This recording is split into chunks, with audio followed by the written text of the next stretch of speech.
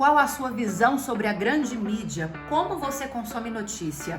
E por que a imprensa passa por um momento de hostilização tão intenso? Eu sou Lívia Zanolini e a prosa de hoje é com um crítico midiático que vai responder a essas e muitas outras perguntas sobre esse assunto. Peço para você curtir esse vídeo, compartilhar com quem você puder e se inscrever aqui no meu canal. E vamos nessa!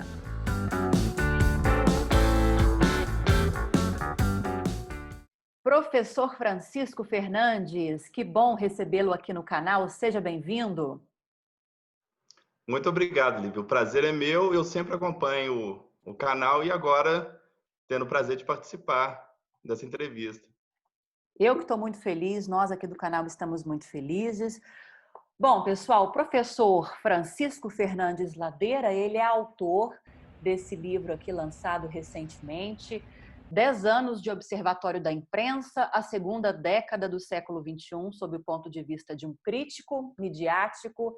E é justamente por conta desse livro que ele escreveu que eu o convidei para conceder essa entrevista aqui no canal, porque nesse livro ele responde a todas aquelas perguntas e muitas outras que eu fiz na introdução desse vídeo, tá bom? Não apresentei ainda, além de professor, o Francisco também é mestre em geografia, né? Um crítico midiático sob o ponto de vista aí de um professor e educador dessa área. E eu confesso que quando eu conversei com você pela primeira vez, professor, eu tive dificuldades de estabelecer essa relação entre a sua área de geografia, como professor, né? Como um teórico dessa área também, e de mídias em geral, como um crítico midiático. Depois que eu li muitos dos seus artigos, eu compreendi o quanto essa relação existe e o quanto ela é importante também. Mas eu queria que você explicasse para quem está assistindo a gente qual que é a relação dessa sua área da geografia, do ensino da geografia e da análise midiática, dessa cobertura midiática. Bem, existe uma análise muito grande entre os conteúdos estudados pela geografia e as diversas atrações midiáticas, desde noticiários até programa de entretenimento. Durante o mestrado, eu pesquisei a influência dos discursos dos noticiários internacionais, da grande mídia, sobre imaginários geopolíticos de alunos e professores, enfatizando principalmente os noticiários sobre o mundo muçulmano, aquela região do Oriente Médio, e sobre aqui a América do Sul. E o que eu pude constatar ao longo da minha pesquisa é que os imaginários geopolíticos, principalmente de alunos, são permeados pelas representações midiáticas. Um exemplo, o fenômeno do terrorismo internacional. Existem vários fatores que podem estar por trás de ações terroristas, questões religiosas, nacionalistas, econômicas. Só que os alunos, quando eu pedi para que eles relatassem as imagens acústicas que eles têm sobre a palavra terrorismo, a única lembrança que tem é a face do terrorismo que é insistentemente colocada nos meios de comunicação, que é justamente o terrorismo islâmico. Na América do Sul, todos esses presidentes mais à esquerda, que são representados negativamente nos noticiários, também vão ser representados negativamente pelos alunos. Então, existe, principalmente no campo da geopolítica, uma ordem geopolítica informacional, que ela não é construída por políticos nem por teóricos, mas pelas representações midiáticas. Então, eu, como professor de geografia e pesquisador na área de geopolítica, preciso entender que esse discurso midiático vai ser fundamental para que as pessoas compreendam a ordem geopolítica e vão compreender como a mídia coloca. Porque a mídia não tem obrigação de contextualizar um acontecimento, ela não tem obrigação de fazer toda uma análise crítica sobre, por exemplo, um conflito israelenses e palestinos. Não tem nem Então, tempo, né, professor, para isso. não A tem nem grade não tempo. permite isso. Você tem um formato ali de 1 minuto. Então, aquela representação maniqueísta, simplificada, que passa para o grande público. É isso que os professores de geografia precisam desconstruir em sala de aula. Sim. Esse livro sobre o qual a gente está conversando, Os 10 anos de Observatório de Imprensa, é uma coletânea de alguns dos muitos artigos que foram escritos ao longo dessa segunda década, né? E além desses assuntos relacionados aí a essas questões do terrorismo, principalmente do Oriente Médio, existem muitos outros. Você abordou a questão também em 2016 do impeachment da ex-presidente Dilma Rousseff, Copa do Mundo de 2014, temos também as Olimpíadas no Rio de Janeiro em 2016, alguns desastres ambientais que marcaram aí a década. Os principais que a gente pode citar aqui são o rompimento da barragem em Mariana e também em Brumadinho, ambos em Minas Gerais. Existe algum outro tema que você gostaria de enfatizar e discorrer um pouquinho sobre ele para deixar o pessoal mais curioso, aí, com mais vontade de ler o livro? Além da grande mídia, essa segunda década do século XXI teve também o fortalecimento da internet. E junto com a internet, principalmente nas redes sociais, é a radicalização da sociedade. Então, é um tema que eu venho acompanhando desde 2011, o início da década, né, a década ainda em curso, principalmente após as jornadas de junho de 2013. Eu noto que o Facebook, antes uma rede social que as pessoas divulgavam mais questões do cotidiano, passa a ser palco de divergências políticas. E aí que tem o fenômeno dos haters também, que vai ser muito abordado nesse livro. Então, uma coisa que eu queria destacar é esse processo de polarização da sociedade pós junho de 2013. E a utilização da mídia também no aspecto político. A mídia teve uma participação importantíssima na deposição da presidenta Dilma Rousseff, e hoje o próprio governo Bolsonaro ele utiliza principalmente as redes sociais para criar sua própria agenda. E esse agendamento midiático do governo passa a ocupar toda a população. Então, o governo trabalha muito bem também com essa questão de estar ditando a agenda pública nacional. É interessante que, ouvindo você falar, professor, quando a gente fala do surgimento aí da imprensa, dos grandes veículos de comunicação, fala-se muito, muitos teóricos falam sobre isso, sobre o poder que esses veículos tinham ainda mais intenso naquela época de ditar as pautas que seriam um assunto, né? E hoje, com esse fortalecimento da internet, a gente vê que muito da mídia começou a se pautar pelo que é tratado, até em redes sociais, e aqui eu cito o Twitter, que é uma rede social que trata de assuntos políticos massivamente, né? Então, muitas vezes o que é tratado no Twitter vira notícia. Quantos políticos não anunciam medidas, ações, antes de falar com a grande mídia, fala nas próprias redes sociais, fala no Twitter. Então, eu percebo, até como jornalista e como parte dessa mídia, dessa imprensa, aliás, eu percebo que hoje há uma disputa de poder aí dessas pautas, não só os grandes veículos de comunicação pautam, como a própria internet está pautando também. Em algumas situações até com mais força. Como você analisa essa questão? Não sei se essa questão é tratada especificamente nesse aspecto no livro também, professor. Sim, eu coloco esse jogo de disputa discursiva entre redes sociais e grande mídia. Principalmente a partir de 2011, que teve aquela famosa Primavera Árabe, vai crescendo no cenário internacional o conceito de guerra híbrida. A guerra híbrida são tipos de disputa entre nações que utilizam meios simbólicos, entre eles as redes sociais, para, por exemplo, desestabilizar um determinado governo. No caso do Brasil, voltando às jornadas de junho de 2013, elas foram mais noticiadas pela mídia depois que as redes sociais colocaram aquilo em evidência. Vamos colocar um exemplo de 1984, quando não havia redes sociais, como que determinadas emissoras de televisão conseguiam ocultar, por exemplo, os comícios das diretas já. Então, hoje, nada consegue ficar fora do padrão de notícia midiática, o que o Perseu Abramo colocava, o padrão de ocultação. Em outras épocas, a grande mídia conseguia ocultar do público um determinado acontecimento. Hoje, as redes sociais estão aí noticiando. Aí, claro, que a mídia vai colocar a sua narrativa sobre o acontecimento. E da mesma forma, o que é noticiado no Jornal Nacional, por exemplo, vai ser repercutido nas redes sociais. Então, tem esse jogo de interinfluência, rede social e grande mídia. Muitos dos artigos que eu consegui ler, professor, eu percebi, me corrija se eu estiver equivocada, que há uma interpretação da grande mídia como um partido político das forças conservadoras. né? E muitas das vezes, justamente por esse aspecto da grande mídia, muitas das pautas da esquerda, analisando principalmente essa segunda década que está terminando, né? Agora, do século XXI, muitas dessas pautas acabavam sendo um pouco ocultadas ou então manipuladas, de certa forma, segundo esses artigos que eu li. E a gente está passando por um processo agora que a gente tem um conservador no poder.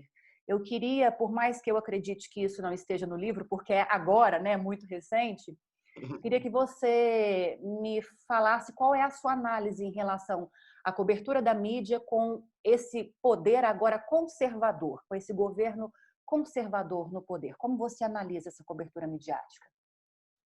Primeiramente, a mídia, enquanto partido político, eu via principalmente no governo Dilma Rousseff, que a grande mídia selecionava determinados casos de corrupção para colocar mais em evidência, e outros eram ocultados. Então, eu via, nesse sentido, a atuação da mídia como um partido político. O próprio Gramsci falava que, em tempos de declínio de tradicionais partidos mais à direita, quem assumia esse posto era a grande mídia. Foi o exemplo que nós tivemos aí no Brasil até o impeachment de 2016. Hoje, com o movimento bolsonarista, que inclusive foi temática, né, de um dos seus programas, a gente tem a negação da grande mídia por parte dos bolsonaristas, justamente porque a grande mídia não compactua com aquelas teorias da conspiração. Hoje nós temos, principalmente o caso do coronavírus, as grandes cadeias de televisão não têm posturas negacionistas, igual a maioria do público bolsonarista. Então, eu vejo essa crítica nas redes sociais hoje há essa possibilidade de criarem suas próprias verdades. E aí que vem aquela hashtag Globolixo. Aqui na minha cidade, em Barbacena, por exemplo, houve agressão a jornalistas, que é um caso muito grande. Então, colocam a mídia como um bode expiatório, como um certo inimigo, justamente pelo fato de não compactuar com uma determinada ideologia. Inclusive, eu ia te questionar, que foi uma das perguntas que eu levantei na introdução desse vídeo. A gente está vivendo um momento de hostilização da imprensa muito intenso. Seria a única explicação, na sua visão, para isso, professor? Seria a questão do radicalismo ideológico e de colocarem a mídia. Aí foi interessante que você colocou os dois espectros políticos. Para os bolsonaristas, a mídia seria de esquerda. Existe até o termo que eles utilizam muito, que é extrema imprensa. Então, vai justamente da imprensa, que é bom a gente entender o seguinte: a grande imprensa e o governo Jair Bolsonaro, no aspecto econômico, eles convergem na necessidade de colocar em ação uma pauta neoliberal. Há esse conflito em relação ao que falam principalmente dos costumes. Então, eu vejo principalmente esse ataque à mídia, achando que a mídia vai ter uma propaganda anti-governo. Lembrando que o bolsonarismo pode ter uma característica também de seita. Essa característica de seita coloca o líder, no caso o presidente, como algo infalível. Qualquer um que questione esse líder pode ser alvo da fúria dos bolsonaristas. Eu vejo, então, a mídia como um bode expiatório, principalmente que a mídia não coloca essas teorias. Se a mídia noticiasse, por exemplo, que não existe o coronavírus, ou a favor da cloroquina, contra o isolamento social, eu acredito que a postura seria diferente. Eles querem que a mídia siga realmente esse viés ideológico. Não só a mídia, como a esquerda, a gente tem agressão a profissionais de saúde. Então, todos que não concordam com essa linha de pensamento vão ser alvo de agressões físicas ou também verbais. Outra coisa que eu tenho reparado muito também é que a gente está tendo um fortalecimento muito intenso das fake news. Elas sempre existiram. Em 2016, elas ganharam um corpo, né? E esse nome que se difundiu no mundo inteiro das fake news. Mas as notícias falsas sempre existiram no contexto político, no contexto da sociedade, no contexto até midiático também. E eu queria que você me explicasse, professora, a sua visão dessas fake news nessa segunda década, que se fortaleceu aí em 2016, como você encara essas fake news e também, voltando àquele assunto sobre o que está pautando a grande mídia hoje em dia, que além dos próprios veículos de comunicação, a gente tem as próprias redes sociais, a internet. Na minha visão, as fake news também têm pautado, porque muitos veículos de comunicação têm de utilizar parte aí das suas grades para desmentir fake news. Eu queria que você analisasse essas fake news aí, nesses sentidos todos que eu abordei. Principalmente depois de 2016, que o Trump que vai popularizar essa expressão fake news. Ou seja, qualquer um que noticie algo que desagrade o Trump, ele acusa como fake news. Aqui no Brasil, as fake news se tornaram problemáticas, principalmente nesse contexto de pandemia de coronavírus. O que eu falei do negacionismo. Várias fake news, vídeos, textos, negando essa pandemia, criticando o uso de máscara, falando que profissionais de saúde e determinados governadores estariam lucrando com essa, entre aspas, falsa pandemia.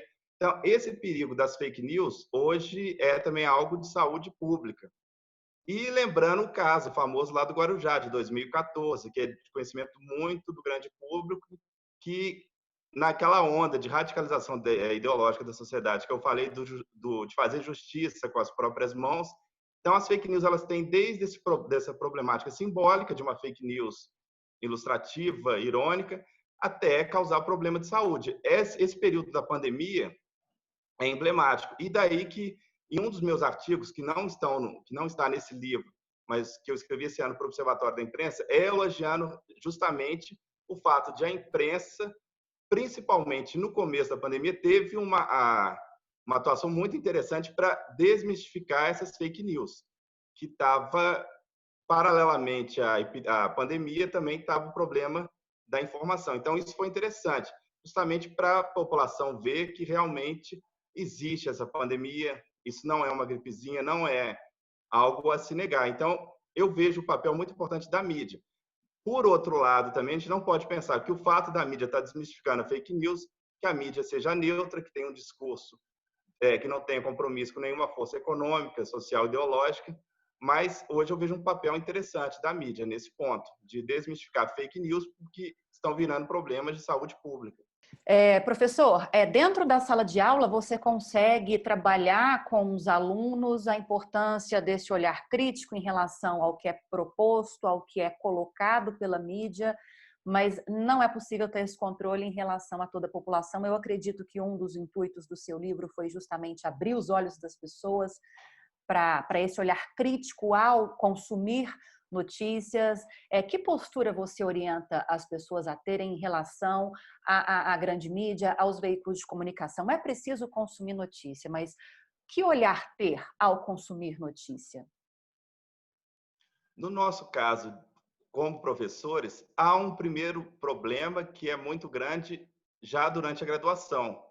Não há, pelo menos nas matrizes curriculares que eu pesquisei da minha disciplina de geografia, disciplinas ou conteúdos voltados para essa relação entre discurso midiático e ensino de geografia. O professor vai para a sala de aula despreparado. Geralmente ele leva um material midiático como se aquele material midiático fosse só algo complementar, não para ser discutido, para ser analisado em seu caráter discursivo. Aí o que acontece? O professor leva o material, ele acaba sendo uma espécie de correia de transmissão do discurso midiático, não analisa criticamente. Em sala de aula, eu tento fazer uma postura diferente. Eu levo um material midiático e peço os alunos para compararem com outras fontes, para analisar qual tipo de palavra é utilizada para definir determinado grupo social. Muitos rótulos utilizados pela mídia, por si só, já colocam uma imagem negativa de um determinado grupo. Então, eu faço em sala de aula justamente esse contraponto ao discurso midiático. Não é uma crítica vazia, mas é perceber quais são as armadilhas discursivas dos veículos midiáticos. No caso da fake news, são alguns procedimentos. Checar a fonte, o título, duvidar de determinadas questões e analisar diferentes posicionamentos. Não quer dizer, por exemplo, que o aluno vá recorrer ao Google e ali ele acha a verdade. Muitos estudantes tendem a considerar o Google como se fosse uma espécie de oráculo moderno. Você digita no Google, aparece a resposta. E não é bem por aí. É você duvidar sempre, como já dizia Marx, né? A dúvida é o ponto inicial para qualquer tipo de análise crítica. Tão necessário quanto a mídia é a análise crítica do discurso midiático. Então, não adianta você demonizar a mídia. Inclusive, no meu caso, como professor, eu vejo que um dos grandes desafios para a introdução das novas tecnologias nas escolas é justamente essa demonização que se faz da mídia. Querem proibir que o aluno use celular, querem proibir determinados aplicativos, e isso vai contribuir ainda mais para que o aluno pense que aquele celular ele só pode ser utilizado como entretenimento, quando, por outro lado, poderia ser mais um veículo para a produção de conhecimento. A gente que viveu a era pré-internet sabe como é bom você ter acesso a várias informações.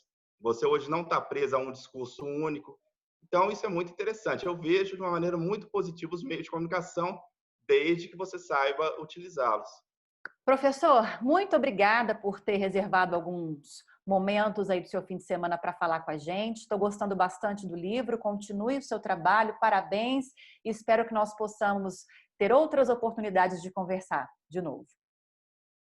Eu quem agradeço a oportunidade, né? Como eu mencionei, eu assisto frequentemente o canal, sempre com boas informações, e eu espero continuar mesmo nesse contato para falar mais sobre mídia e essas questões aí contemporâneas. Obrigada, professor. Obrigada a você também por ter acompanhado o vídeo de hoje. Se você gostou, dá aquele like, compartilhe com quem você puder e se inscreva aqui no meu canal. E até o próximo vídeo.